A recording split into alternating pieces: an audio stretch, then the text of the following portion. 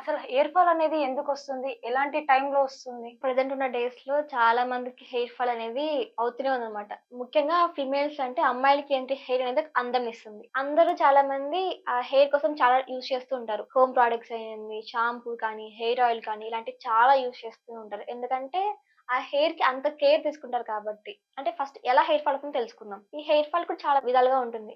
మన ఓల్డ్ డేస్‌లో ఎలా ఉండేది మన అమ్మలకి కానీ, అమ్మమ్మలకి కానీ హెయిర్ చాలా లావుగా ఉండేది. వాళ్ళు జడ ఏస్తే ఇంత లావుగా అనిపించేది. దట్టు లాంగ్‌గా ఉండేది వాళ్ళకి.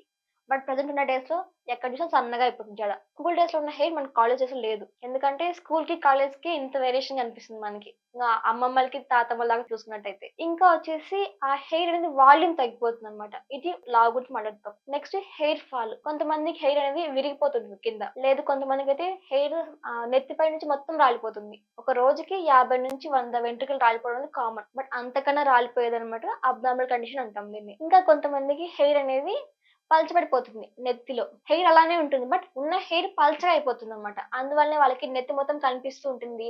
ఇంకా కొంతమందికి హెయిర్ అనేది కింద విరిగిపోతూ ఉంటుంది. అది పెరగదు.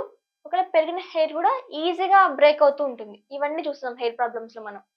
చాలా మంది ఏం చేస్తారు హెయిర్ ప్రాబ్లమ్స్ ఏదైనా ఉన్నా గానీ, లేదంటే వెంటనే షాంపూ, ఆయిల్ మార్చేస్తూ ఉంటారు. మన హెయిర్ అనేది షాంపూ, ఆయిల్ పైన డిపెండ్ అవ్వదనమాట.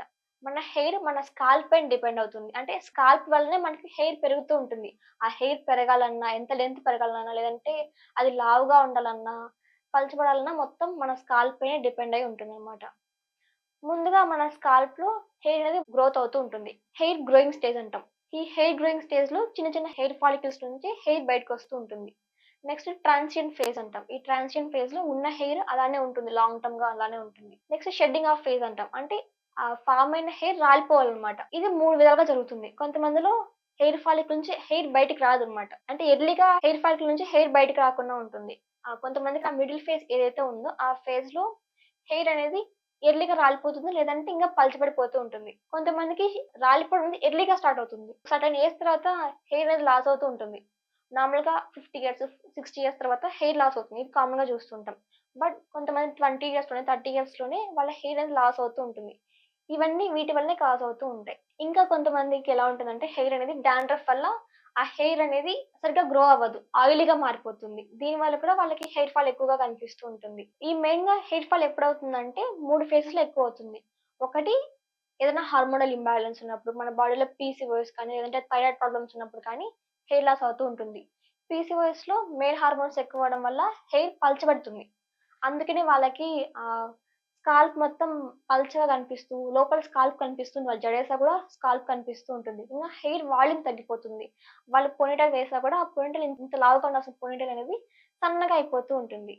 ఇంకా కొన్ని థైరాయిడ్ ప్రాబ్లమ్స్ ఉంటాయి. హైపో కానీ, హైపర్ థైరాయిడిజం కానీ వీటి వల్ల కూడా హెయిర్ అనేది దాని టెక్స్చర్‌ని కోల్పోతుంది. అంటే హార్మోన్స్ ఇంబాలెన్స్ అవ్వడం వల్ల ఆ హెయిర్ అనేది డ్రై అయిపోతుంది. ఈజీగా బ్రేక్ అవుతూ ఉంటాయన్నమాట. ఇంకా మెయిన్‌గా వచ్చేసి ప్రెగ్నెన్సీ తర్వాత పోస్ట్ పార్టమ్ పీరియడ్ అంటాం దీన్ని. డెలివరీ తర్వాత కామన్‌గా చూస్తుంటాం. ఈ డెలివరీ తర్వాత ఫేజ్‌ని మనం పోస్ట్ పార్టమ్ ఫేజ్ అంటాం. ఈ ఫేజ్‌లో వాళ్ళకేముంటాయంటే మెయిన్‌గా హార్మోన్స్ అంటే ఇంబాలెన్స్ అవ్వడం వల్ల ఆ డెలివరీ తర్వాత మేబీ హార్మోన్స్ ఎక్కువవ్వడం వల్ల, తక్కువవ్వడం వల్లనో వాళ్ళకి ఆ హెయిర్ ఫాల్ అనేది సివియర్‌గా చూస్తుంటాం వాళ్ళకి. ఇంక పట్టుకుంటేనే జుట్టు మొత్తం రాలిపోయేలాగా ఉంటుంది అలాంటి స్టేజ్‌లో వాళ్ళకి. ఇంకా కొంతమందికి సరిగ్గా ఫుడ్ తీసుకోకపోవడం వల్ల. అంటే కొన్ని డెఫిషియన్సీస్ ఉంటాయి.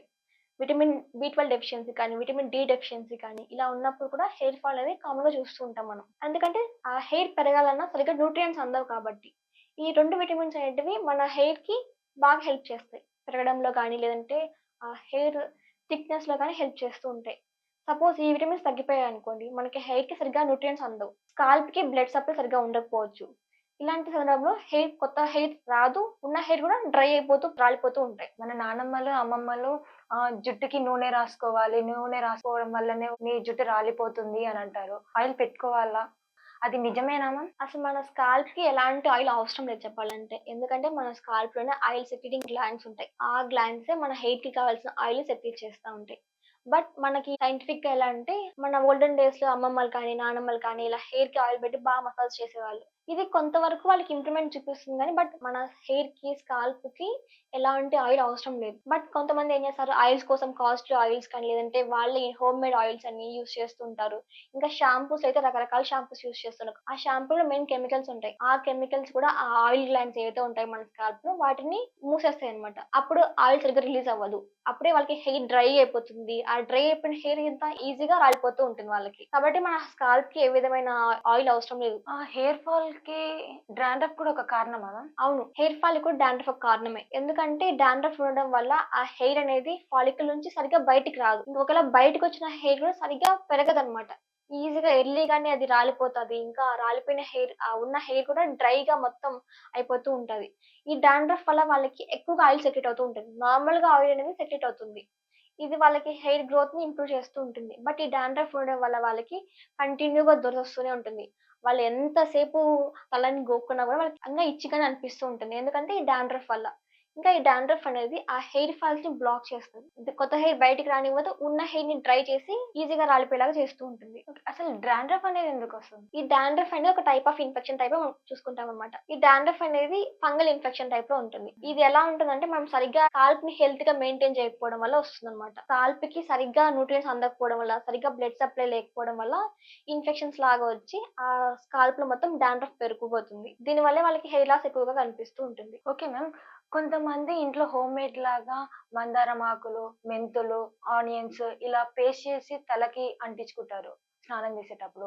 దాని వల్ల ఏమైనా యూజ్ ఉందా? కొంతవరకు అయితే ఉంటుంది వాళ్ళు. ఎందుకంటే వాళ్ళకి ఏదైనా హార్మోనల్ ఇంబ్యాలెన్స్ లేకపోయినా లేదంటే ఫంగల్ ఇన్ఫెక్షన్స్ ఏదైనా లేకపోతే ఇలాంటి వాళ్ళు ఇలాంటివన్నీ యూజ్ చేయడం వల్ల మెయిన్ గా మందారం ఆకు, మందారం కానివ్వండి, మెంతులు, పెరుగు, ఆనియన్ జ్యూస్ ఇవన్నీ పట్టించడం వల్ల ఆ స్కాల్ప్ అనేది కొంతవరకు మనం ఇంప్రూవ్మెంట్ చేసుకోవచ్చు అనమాట. అది తల ఏదైనా డ్యామేజ్ అయినా కానీ లేదంటే ఇన్ఫెక్షన్స్ ఏదైనా ఉన్నా, డాండ్రఫ్ కానివ్వండి లేదంటే రూట్ ఫాలికల్స్ లో ఏదైనా ఆ హెయిర్ రూట్ ఫాలికల్స్ లో ఏదైనా ప్రాబ్లమ్స్ ఉన్నా కూడా ఇవి కొంతవరకు హెల్ప్ చేస్తాయి.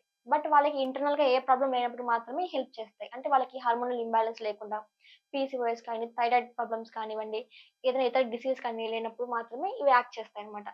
సపోజ్ మనం బయటకి ఎన్ని యూజ్ చేసినా కూడా మన బాడీలో ప్రాబ్లం ఉందనుకోండి, అలాంటి కండిషన్స్ లో నువ్వు బయట నుంచి ఎన్ని మందారం ఆకులు యూజ్ చేసినా, ఎంత మెంతులు కానీ ఎంత పెరుగు కానీ ఎలాంటివి యూజ్ చేసినా కూడా వాళ్ళకి రిజల్ట్ కనిపించదు అనమాట. ఎందుకంటే వాళ్ళకి హెయిర్ అనేది ఇంటర్నల్ గా పెరగాలన్నమాట. బయట నుంచి అప్లై జస్ట్ నరిష్ చేస్తుంది, వాళ్ళకి బూస్టప్ చేస్తుంది మాత్రమే తప్ప కంప్లీట్ గా హెయిర్ గ్రోత్ అనేది ఇంటర్నల్ గానే స్టార్ట్ అవుతుంది. ఇంటర్నల్ గా స్టార్ట్ అవ్వాలంటే వాళ్ళకి హార్మోన్స్ సరిగ్గా ఉండాలి. పీసీఓఎస్ అయితే హార్మోన్స్ రెగ్యులర్ గా ఉండాలి. ఇంకా థైరాయిడ్ ప్రాబ్లమ్స్ అంటాం, హైపో గానీ హైపర్ లో కానీ ఇవి కూడా నార్మల్ గా ఉండేలా చూసుకోవాలి. లేదంటే ఇతర డిసీజ్ ఏదైనా ఉన్నా కూడా ఆఫ్టర్ డెలివరీ తర్వాత కూడా వీళ్ళకి ప్రాబ్లమ్స్ ఉంటాయి. కాబట్టి ఆ టైంలో ఏదైనా హార్మోనల్ ఇంబ్యాలెన్స్ ఉన్నాయా, లేదంటే వాళ్ళకి ఏదైనా సర్జరీస్ ఏమైనా జరిగాయా, లేదంటే హాస్పిటలైజేషన్ ఏమైనా జరిగిందా, ఇవన్నీ చూసుకుంటూ ఉండాలన్నమాట. ఇవన్నీ ఉన్నప్పుడు మనం బయట నుంచి ఎన్ని యూజ్ చేసినా కూడా వాళ్ళకి ఎలాంటి రిజల్ట్ ఉండదు. ఇలాంటి టైంలో కూడా హోమియోపతి చాలా ఎఫెక్టివ్ గా వర్క్ అవుతుంది. వాళ్ళకి ఎన్ని హార్మోనల్ ప్రాబ్లమ్స్ అయినా, పీసీఓఎస్ అయినా కూడా వాటిని కరెక్ట్ చేస్తుంది. ఇంకా థైరాయిడ్ ప్రాబ్లమ్స్ ఉన్నట్టయితే ఆ థైరాయిడ్ హార్మోన్స్ కూడా బ్యాలెన్స్ చేసి వాళ్ళకి ఎలాంటి ప్రాబ్లం లేకుండా కూడా హెయిర్ అనేది న్యాచురల్ గా పెరిగేలాగా చేస్తుంది. ఇంకా హెయిర్ రాలిపోకుండా స్కాల్ప్ ఏదైతే పలచబడిపోతుందో ఆ పలచబడిన స్కాల్ప్ లో కూడా కొత్తగా హెయిర్ అనేది పెరిగేలాగా చేస్తుంది. నార్మల్గా ఇది కొంచెం టైం పడుతుంది అనమాట. ఫస్ట్ 1 to 2 months లో ఆ హెయిర్ ఫాల్ ని తగ్గిస్తుంది వాళ్ళకి. 3rd month నుంచి వాళ్ళకి కొత్తగా హెయిర్ ఫాల్ అనేది స్టార్ట్ అయ్యేలాగా చేస్తుంది. ఇంకా 4 to 6 months లో వాళ్ళకి కంప్లీట్ గా హెయిర్ అనేది పెరిగేలాగా న్యాచురల్ గా హెల్దీగా ఉండేలాగా హెల్ప్ చేస్తుంది అనమాట హోమియోపతి. ఇంకా హోమియోపతిలో ఎలాంటి సైడ్ ఎఫెక్ట్స్ ఉండవు. దట్టు ఎలాంటి ఆర్టిఫిషియల్ కెమికల్స్ కానివ్వండి ఉండవు. దీనివల్ల వాళ్ళు చిన్నపిల్లలు కానీ, పెద్దవాళ్ళు కానీ, ఆ ఓల్డ్ ఏజ్ ఉమెన్స్ కానీ ప్రతి ఒక్కరు సేఫ్ గా యూజ్ చేయొచ్చు. అది కూడా చాలా రోజుల వరకు యూజ్ చేయొచ్చు.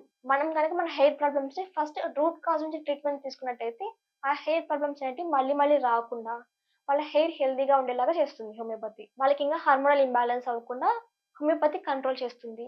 వాళ్ళ హెయిర్ మళ్ళీ పెరిగేలాగా, ముందులాగా హెల్దీగా, హ్యాపీగా ఉండేలాగా చేస్తుంది అనమాట. ఓకే మేడం, అమ్మాయిల హెయిర్ ఫాల్ గురించి చాలా విషయాలు మాతో షేర్ చేసుకున్నారు. Thank you.